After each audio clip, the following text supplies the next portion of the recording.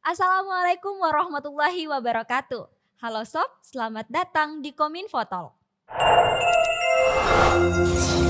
Kominfo Talk, membincang Luhut Timur. Berjumpa dengan saya Asnidar dalam program Kominfo Talk.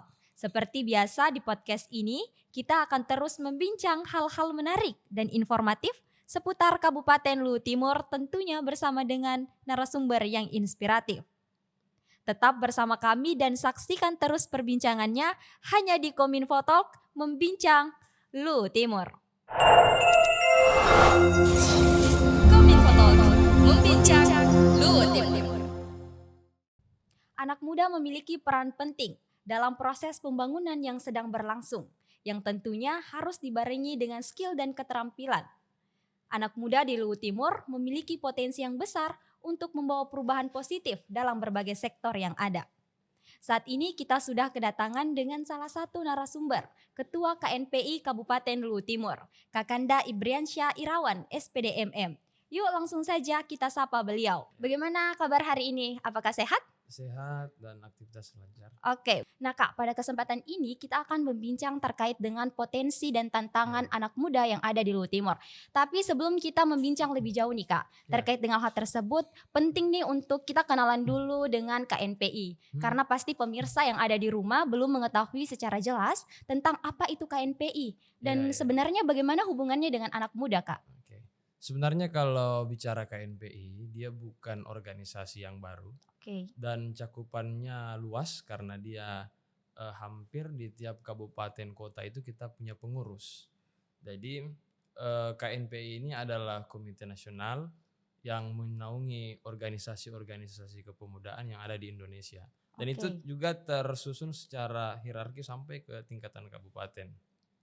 Nah, sekarang kalau kita bicara tentang apa sih yang menarik di KNPI, karena KNPI ini sudah banyak melewati transisi kekuasaan di Indonesia, mulai dari zaman Soeharto, kemudian masuk ke reformasi kan, SBY sampai Jokowi, dan tentu keberadaannya ini karena dia banyak berada di bawah sayap pemerintahan, sehingga beberapa program yang memang dianggap penting diberikan bantuan anggaran ke KNPI untuk dilakukan, itu saya kira hampir di tiap tingkatan kabupaten kota itu terjadi seperti itu. Jadi memang selama ini ada histori yang baik antara KNPI dan juga pemerintah dalam khususnya pembangunan kita. Oke, berarti KNP tadi ini adalah komite yang kemudian membawahi seluruh organisasi kepemerintahan.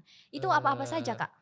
Organisasi pemerintahan bukan organisasi kepemudaan. Ya, kepemudaan. Ya, sebenarnya dia tidak lebih dia bukan menaungi, cuman kalau kita kembali ke sejarahnya memang bahwa KNPI ini didirikan oleh perwakilan-perwakilan dari organisasi kepemudaan.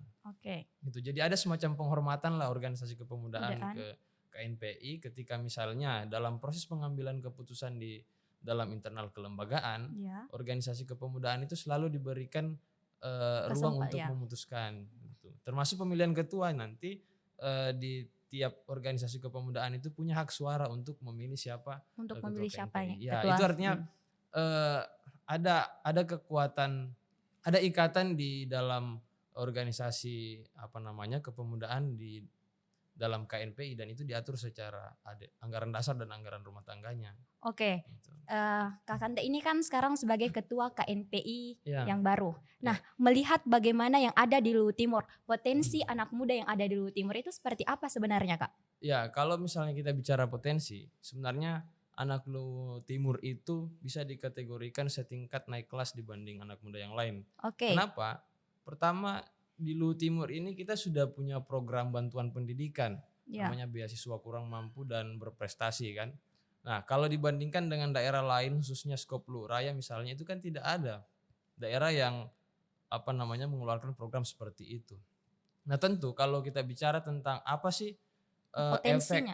efek dari kebijakan beasiswa ini, yang pertama ini akan berpengaruh terhadap peningkatan kualitas sumber daya manusia kita, khususnya pemuda. Apalagi kita ini anak muda itu dituntut di tahun 2030 itu angka kita, populasi kita itu sudah sampai di angka 70%.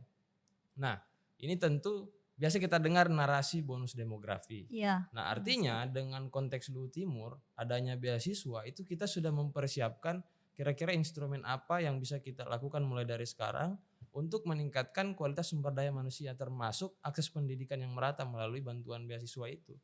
Nah, itu satu, kalau kita bicara tentang apa sih potensinya. Potensi dari anak muda itu Ya. sendiri. Ya, kemudian yang kedua, kita ini berada di lingkungan tambang. Luhut Timur ini kalau dibandingkan ya dengan daerah lain, kita punya daerah yang hampir menjadi sorotan nasional.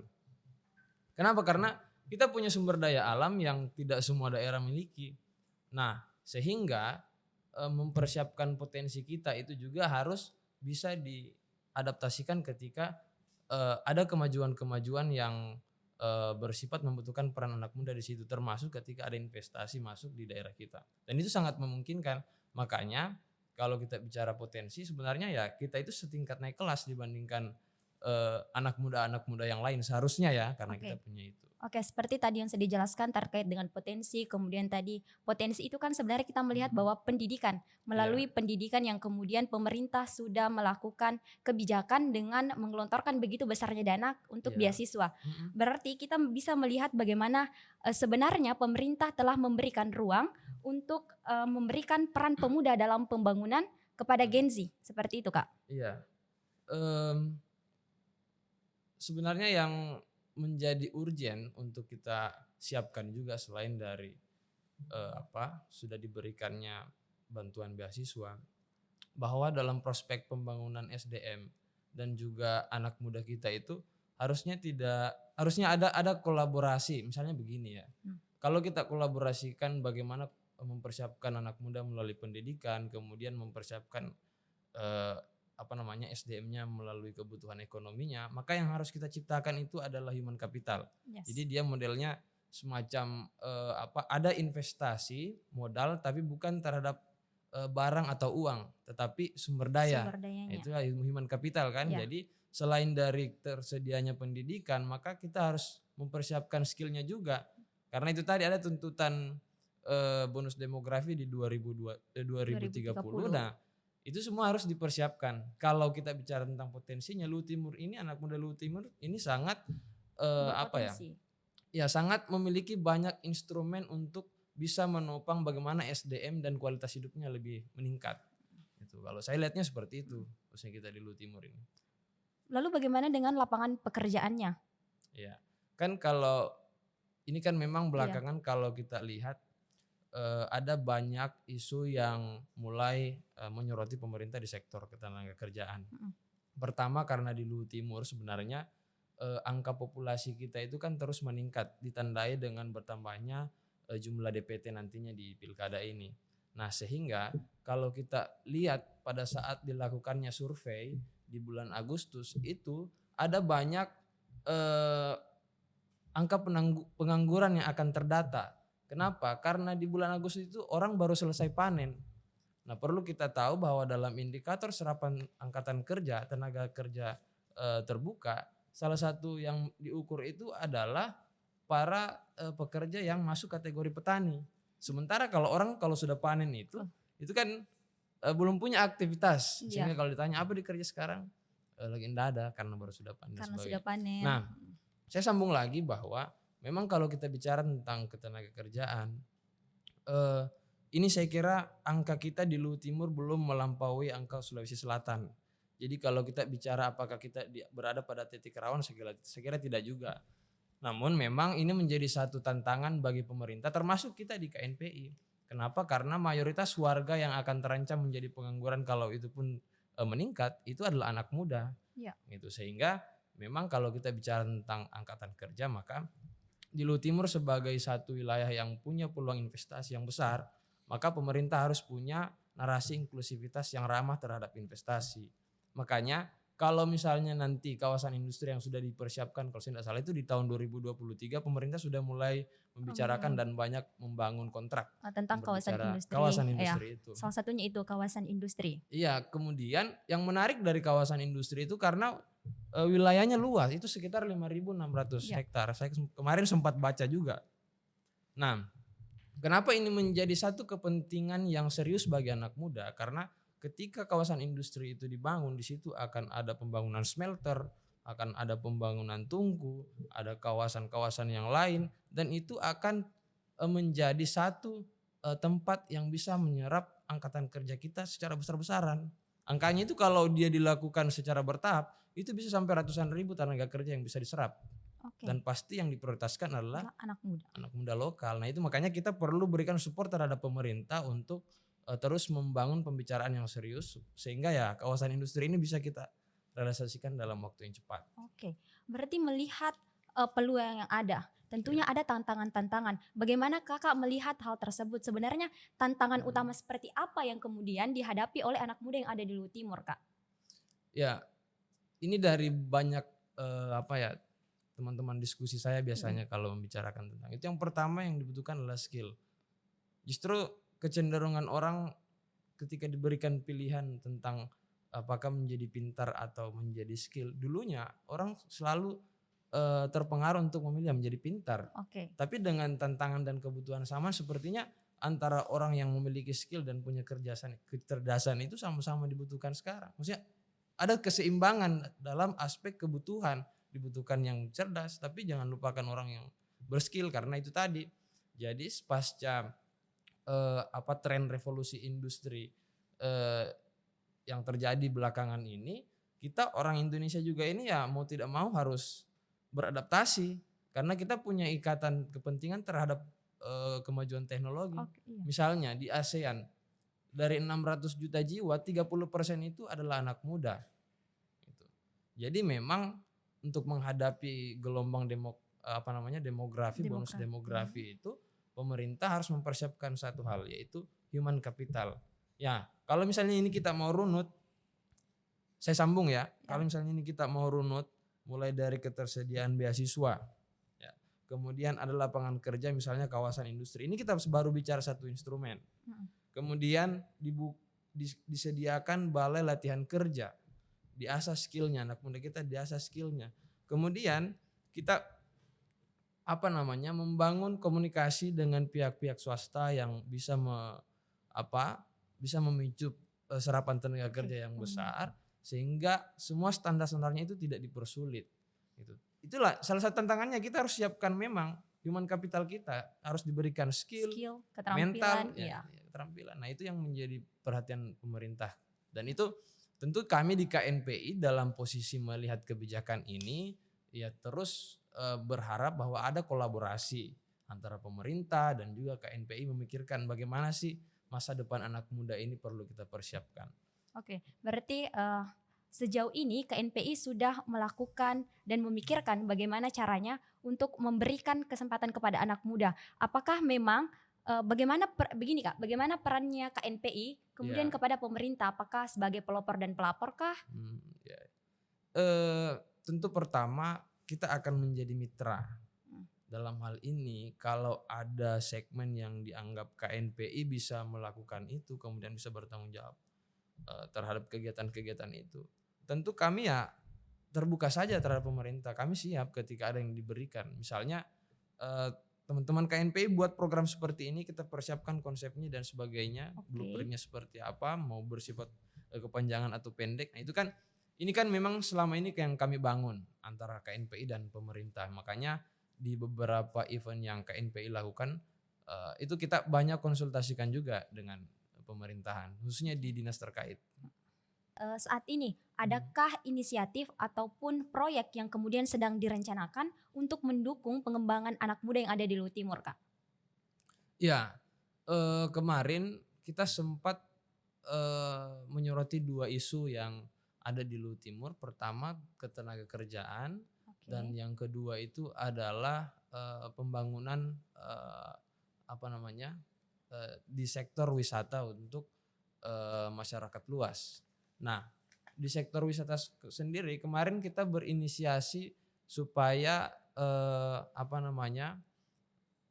tempat-tempat wisata yang ada di Luhut Timur ini itu kita bisa bantu endorse sehingga Luhut Timur ini punya narasi untuk menjadi kabupaten tujuan, bukan cuma kabupaten singgah. Sehingga salah satu instrumen yang bagi kami penting untuk dipromosikan itu adalah wilayah pariwisata itu karena kita punya danau misalnya, karena Oke. kita punya Berarti, tempat-tempat yang lain. yang sudah dilakukan itu adalah melakukan promosi, berarti promosi ini melalui media sosial kah? Sebenarnya kalau sebelum dilakukan sepenuhnya, Hmm. karena kan KNP ini kan baru pelantikan beberapa bulan lalu, kita juga baru sudah rapat kerja, namun dalam menyusun konsep yang dianggap bisa dikerjasamakan dengan pemerintah termasuk dua sektor tadi itu sudah kita rencanakan dengan matang dan dalam waktu dekat kita akan eksekusi itu mau dibentuk Oke. panitia dan seterusnya. Langkah yang kemudian dapat diambil untuk memaksimalkan potensi dan tantangan yang ada. Iya, pertama KNPI dalam kepengurusan di bawah kepemimpinan Reno Panjaitan itu membawa tagline aktivispreneur. Oke. Jadi Seperti apa itu Kak, ya, aktivitas? jadi aktivispreneur itu coba menggambarkan sisi anak muda. Dia adalah aktivis yang mungkin kuat melakukan pendampingan pendampingan masalah sosial, namun dia tidak ketinggalan terhadap narasi kewirausahaan. Oke. Gitu. Jadi ada Seperti kolaborasi itu. Dia aktivis tapi dia juga menjadi pengusaha. Nah, gitu. Ini yang didorong oleh kepengurusan KNPI ini. Nah, sekarang kita mencoba mau membangun narasi ini di Luhut Timur. Bagaimana menciptakan entrepreneur-entrepreneur muda yang bisa Oke. difasilitasi antara kolaborasi pemerintah dan juga KNPI. Oke, berarti memanfaatkan kesempatan yang ada juga ya Kak. Iya, pastinya. Dan saya lihat pemerintah terbuka untuk itu dan kita berharap nanti ke depan pemerintah dan KNPI itu sudah bisa berbicara tentang penyertaan modal, bagaimana bentuk bantuannya. Oke, berarti Ya. terkait dengan kewirausahaan ya Kak untuk Kewirausahaan. anak muda dan Gen Z. Iya, betul. Jadi itu yang kita mau dorong, bagaimana menumbuhkan jiwa-jiwa entrepreneurship itu. Oke. Melihat bagaimana peran anak muda. Tentunya apalagi kita sudah memasuki di era pemilu Politik. yang akan mendatang untuk Ya, pemilihan kepala daerah. betul. Lalu bagaimana sebenarnya peran anak muda untuk menghadapi pemilu mendatang Kak? Ya, pertama bicara anak muda pastinya kita tidak berharap anak muda itu dia netralan. Tidak, tentu harus ada sikap. Karena tidak mungkin juga dia harus berada di dua kubu sekaligus atau tidak mungkin juga dia tidak menggunakan hak pilihnya. Nah, tetapi kalau kita berbicara tentang bagaimana sih narasi politik yang harus didorong oleh anak muda. Pertama saya harus pisahkan dulu bagaimana perspektif anak muda, kemudian bagaimana misalnya saya sebagai ketua KNPI memposisikan diri sebagai ketua di organisasi KNPI itu. Nah, pertama bahwa kalau kita melihat kepentingan anak muda, tentu dia tidak jauh kepentingannya dari pendidikan dan juga bagaimana ketenaga kerjaan. Nah, Betul. dari hal inilah kemudian bisa kita menjadikan indikator untuk menilai kira-kira sikap politik ini saya tentukan karena melihat dua kepentingan ini ada pada mereka. Misalnya kita sederhanakan dalam konteks kandidat. Nah, sekarang kita harus melihat bahwa kandidat yang mana paling akomodatif terhadap kepentingan kita, yaitu kepentingan pendidikan dan juga kepentingan ketenaga kerjaan. Sehingga kalau kita berbicara tentang kepentingan ini maka kita harus bersifat aktif. Jadi tidak hanya menunggu apa sih. Iya, bukan hanya diam. Ya, bukan hanya apa sih sebenarnya programnya, menyimak lalu memilih, tidak. Tapi kita berupaya dalam konteks politik ini kita harus terlibat bahwa kita harus bisa memobilisasi kepentingan kita masuk ke dalam program kandidat. Oke. Ya, jadi kemarin kita sempat mau membuat namanya safari ide.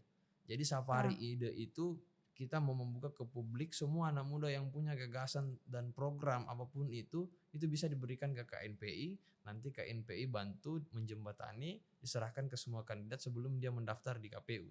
Namun kemarin ada kendala. Tapi maksud saya memang walaupun ini tidak dilaksanakan secara normatif di dalam kelembagaan, tapi paling tidak kita anak muda yang sudah terlibat di dalam kandidat-kandidat politik kita yang sudah maju ini, itu kita bisa sumbangkan pikiran termasuk masalah-masalah anak muda. Kalau misalnya kita melihat bahwa Luhut Timur ini ada kesenjangan terhadap serapan tenaga kerja, ayo kita pikirkan bagaimana caranya supaya kandidat kita ke depan akomodatif untuk lapangan pekerjaan bagi anak muda, termasuk generasi Z dan juga milenial. Nah, ini yang harus ini salah satu contoh saja.